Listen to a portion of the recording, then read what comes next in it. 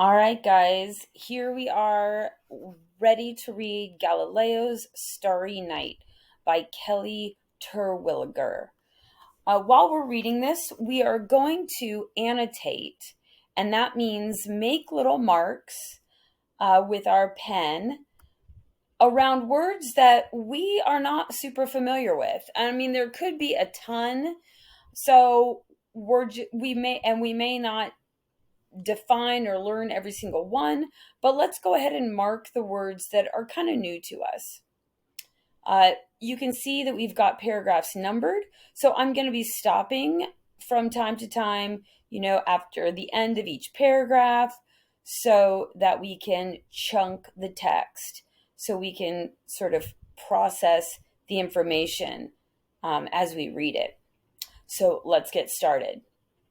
And the directions here: read the text below, annotate for new or confusing words. Okay, so here we go. Paragraph 1. On a warm June evening in 1609, Galileo Galilei, a 45-year-old Italian mathematics teacher and father of three, listened as a friend described the latest invention to hit Europe: a long tube containing two glass lenses called a spyglass. Okay, I pretty much knew all of those words. Nothing really confusing in that paragraph. So let's keep reading. Paragraph 2. It makes faraway things appear close. The spyglass is what they're referring to. We could use one of those here in Italy, the friend said. Perhaps you could try to build one if you're interested. Okay, here goes paragraph 3. Was he ever? Galileo loved trying to figure out how the world and things in it worked. That very night, he leaped into the project with gusto. Well, there's my first word, gusto. It's a kind of a different word. I'm not sure what it means. I think I'll underline it. In a short time, he not only figured out how to construct a spyglass. That word might be new too, construct. I'll go underline it. Construct a spyglass. He improved upon the existing model as well.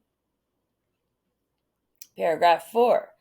And we're talking about Galileo, when Galileo later presented his device to the rulers of Venice, well, we can see that I must have read this earlier, and I felt like device was a word that I'm not quite sure I know what that means. When he later presented his device to the rulers of Venice, they marveled at how far it could see. Here's another word, marveled. The spyglass would be quite useful for spotting distant enemies, making it hard for anyone to launch a sneak attack. They've already discovered a use for the spyglass. Let's keep reading. Paragraph 5. Galileo wasn't satisfied, however, and he kept fiddling with his telescope, as his fellow mathematician friend Giovanni Demisiani had called it. That word means far looker. So they named it telescope. And I'm going to underline that too, because that's a new word. He tried new adjustments and worked at grinding better lenses. Within a few months, he had a telescope that was 3 times more powerful than his first. Oh boy, he's really getting good at making these telescopes. Paragraph 6. By now, autumn had arrived, and evenings darkened early. One night, as the moon rose, Galileo pointed his telescope toward the sky.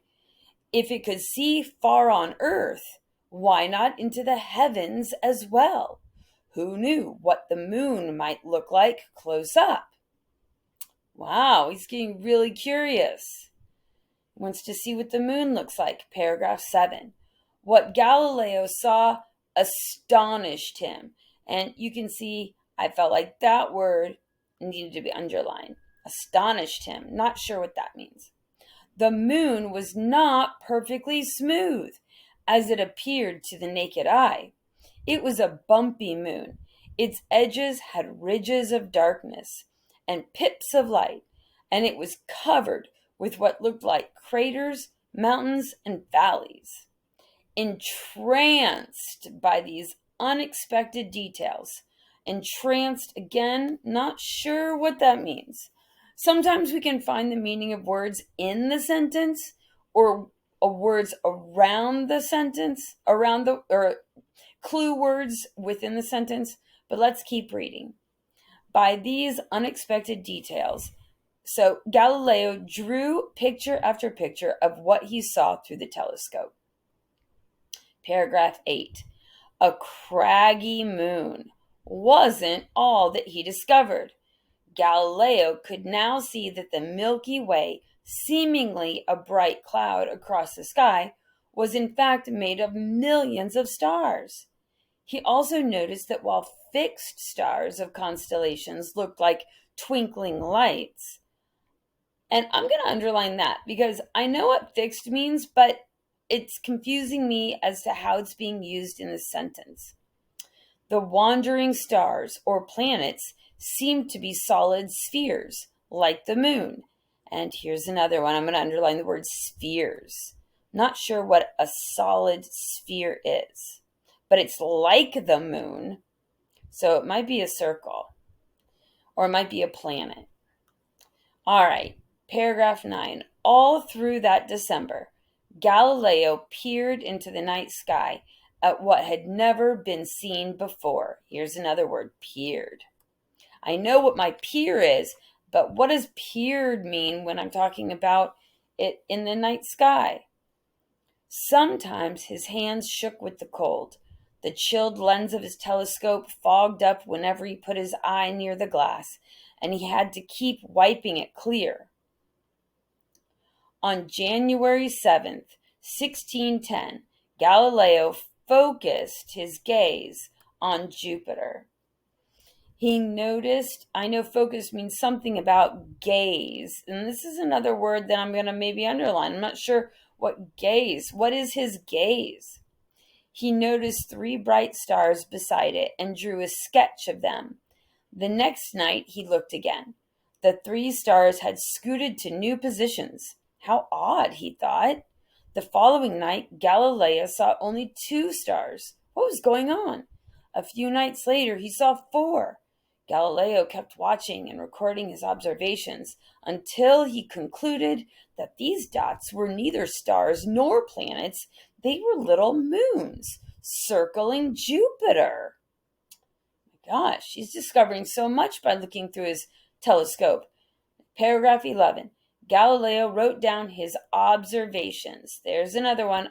Wrote down his observations. Well, he wrote something down, says observations, and thoughts, maybe it's related to what he was thinking, in a book called The Starry Messenger. The book immediately sold out. People were very excited and troubled by his discoveries. Paragraph 12. Little moons circling not Earth but Jupiter? Our own moon a bumpy one? Sightings like these could change how people thought about the universe. Some skeptics, we're going to underline that because not sure what that means, chose not to look through the new telescope. But we know they were people that didn't want to look at the telescope. They really didn't like it. Others refused to believe what they saw. So skeptics might have something to do with others refusing to believe what they saw. And I'm just going to put a box around here because that might have something to do with what the word means. They insisted that Galileo put specks in his telescopes to trick people. Paragraph 13. Feverishly. This is a word that I know what a fever is, but what does it mean to be feverishly?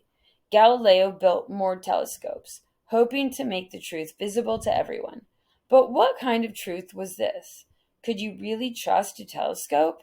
And what did it all mean? Paragraph 14. These early telescopes weren't perfect, but what they showed was true enough. The heavens were not flawless.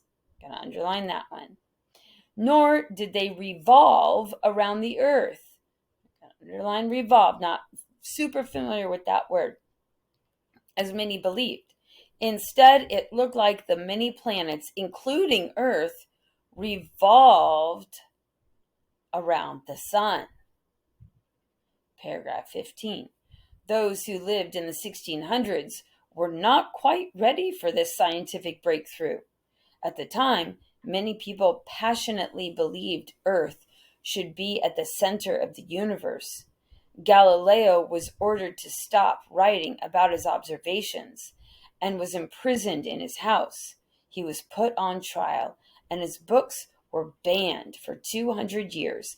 Now, I did not underline any words in this paragraph, but if there are words that you don't know, please underline them, mark them, right? There are some big words in there.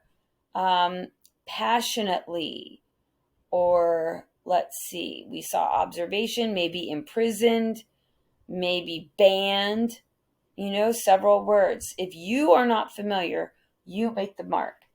Paragraph 16. However, people had already begun to see what they had not been able to see before, and they started to ask questions. While some refused to let go of their old ideas, new and marvelous mysteries and discoveries awaited those who did. All right.